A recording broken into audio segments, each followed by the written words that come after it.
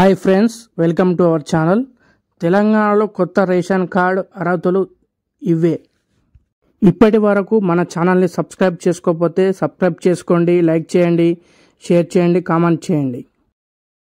తెలంగాణలో రేషన్ కార్డుల జారీకి అర్హతలను కేబినెట్ సబ్ కమిటీ నిర్ణయించింది. ప్రస్తుతం వాడకంలో ఉన్న పాత రేషన్ కార్డు స్థానంలో కొత్త రేషన్ కార్డు జారీ చేయాలని నిర్ణయించింది.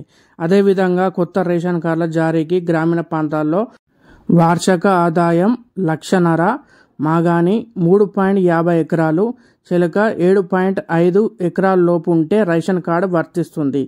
పట్టణ ప్రాంతాల్లో వార్షిక ఆదాయం 2 లక్షలు ఉన్న కుటుంబానికి తెల్ల రేషన్ కార్డు జారీ చేయాలని సబ్ కమిటీ ప్రతిపాదించింది.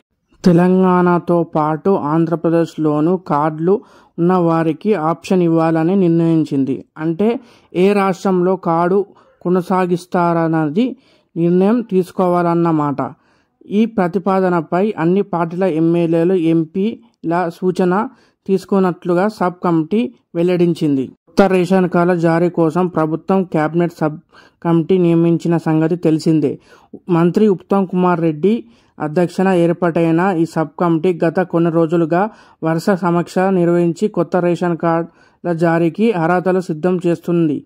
ఈ సబ్ కమిటీ ప్రతిపాదనలను కేబినెట్ ముందు పెట్టి ఆమోదించి అనంతరం అర్హతలకు సంబంధించిన మార్గదర్శకాలను జారీ చేయనున్నారు. మార్గదర్శకాలను విడుదల చేసి అర్హతల నుండి దరఖాస్తులు స్వీకరించనున్నారు. ఇప్పటి వరకు మన ఛానల్ని సబ్స్క్రైబ్ చేసుకోకపోతే సబ్స్క్రైబ్ చేసుకోండి, కామెంట్ చేయండి, లైక్ చేయండి, షేర్ చేయండి.